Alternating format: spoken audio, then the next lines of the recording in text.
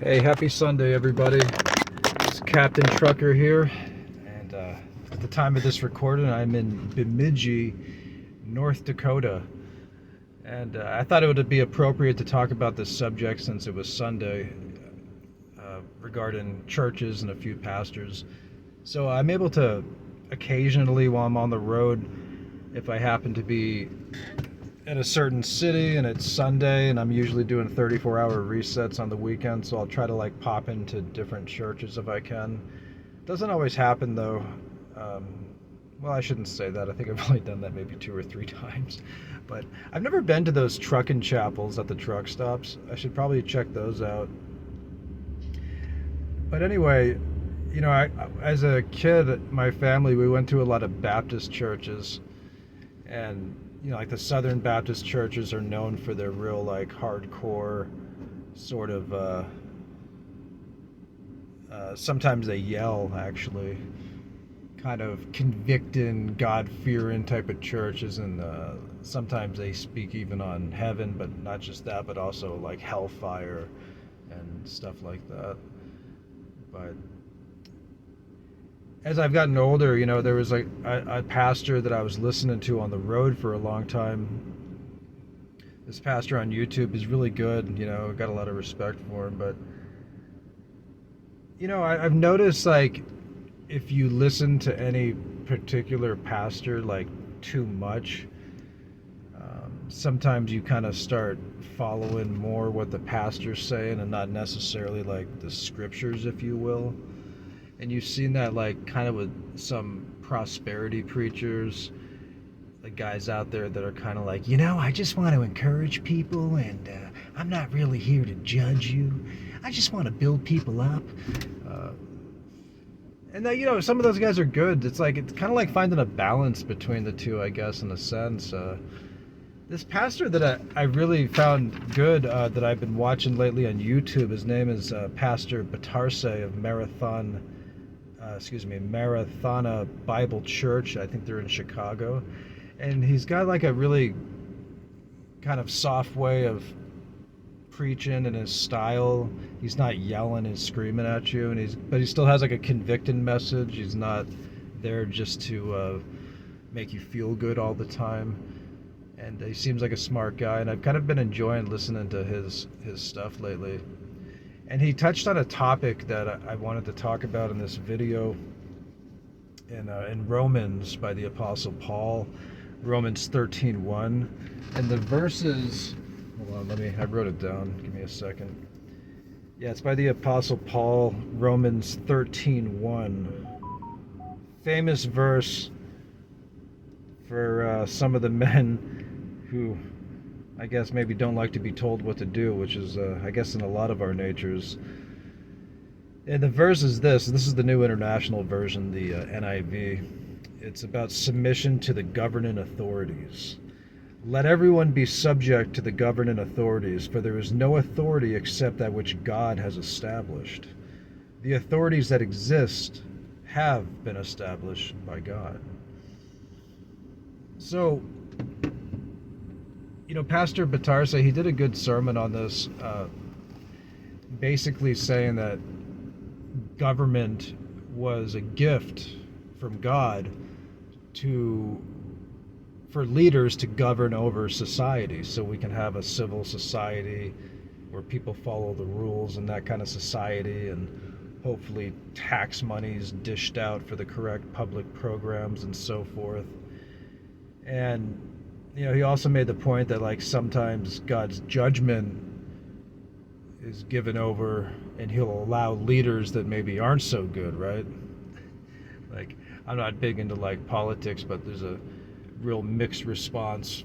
For instance, like even from the evangelical community and most people about our last president, like Donald Trump, for instance.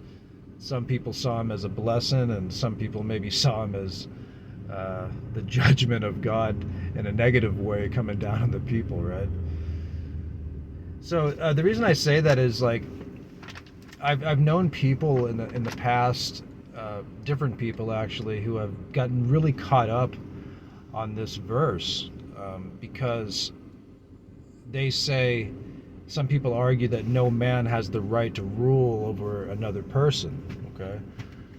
And they also say that there's even some crowds that say Jesus Christ supported anarchy, meaning I believe that means like no government control or no government basically. And I don't think there's any biblical evidence to suggest that the Son of God supported anarchy or was an anarchist. So I'm kind of not sure why some people are saying that. And, one thing I do know about man and people is that we do have egos. A lot of us in our natural nature do not want to be told what to do by others, especially people in positions of authority, whether that be the police or the government, right? Because again, I guess their argument is like, well, who are we to, why would we follow the authorities of the government if there's corrupt people in place? And that's a good point too, So if you're being governed by somebody who's doing wrong or who's corrupt, and we all know that governments are not perfect and there is corruption in governments, and sometimes people just do things in favor of their party versus people. I think that's called like somebody coined that as like choosing your party over country sort of thing. And that might be true. But again, I think government was put in place by God. And as responsible citizens, we are supposed to follow the rules of, society. But I guess we're able to, as, believers out there, Christians, I think they have the right to protest wrongdoings in government. I mean, that's one of the benefits we have as Americans, is being able to speak out against the government without total fear of censorship and abuse, although maybe that does happen in some ways, right? That aren't so explicit. And, I find that people that get caught up on that too, like, a lot of them, the people I've known, like they've never been to like really certain foreign countries where the government really is more of a dictatorship and kind of controlling, such as China. In China, you can't even get on YouTube or Google. It's blocked. And that's a true story. I've been to China, just at the airport, but as a story, I was in like Shanghai once. I got off, I was on my way to Manila in the Philippines, and I'm going through the airport, and this old Australian man with a cowboy hat on from the Outbacks, he's kind of like looking around for help, going, "I'm connected to the Wi-Fi, but it says I'm not connected." And he's trying to figure out why he can't check his email. And then I was noticing the same thing. I'm like, yeah, it says I'm connected to the Wi-Fi, but I can't, my Gmail's not updated, and it won't pull up the Google browser. And then I said to him, I was like, hey, you know what? Crocodile Dundee? No, I didn't call him that. He didn't look like Crocodile Dundee. I said, hey, we're in China, man. It's blocked here. There's no Google here. So, that government has their own web browsers specific for that country. So, I mean, you want to talk about government control. I mean, that's on a different level. And I would imagine there's other places in the world like that as well. But back to, the whole thing about being subject to the government authorities is like, there's also another scripture in the Bible, and I'm not sure what the context of this was, and I don't mean just to pull out like individual scriptures and form a whole speech around it. So please, if anybody can correct me, be welcome to. Don't believe everything I say. Search the scriptures yourself. I'm certainly not a pastor or anything like that. But there is a line in Ephesians 6:5-9. This is the NIV, and it says, "Slaves, obey your earthly masters with respect and fear and with sincerity of heart, just as you would obey Christ. Obey them not only to win favor with their eye is in you, but as slaves of Christ, doing the will of God from your heart. Serve wholeheartedly as if you were serving the Lord, not people." Okay? Because you know that the Lord will reward each one of you for whatever good they do, and whether they are slave or free. So it's the way I interpret that. It's kind of like, there probably are, for instance, corrupt people in government, but I think ultimately, as like higher spiritual beings, we are supposed to follow the rules, right? It doesn't mean that we can't object if something we know, I guess, in our heart is wrong.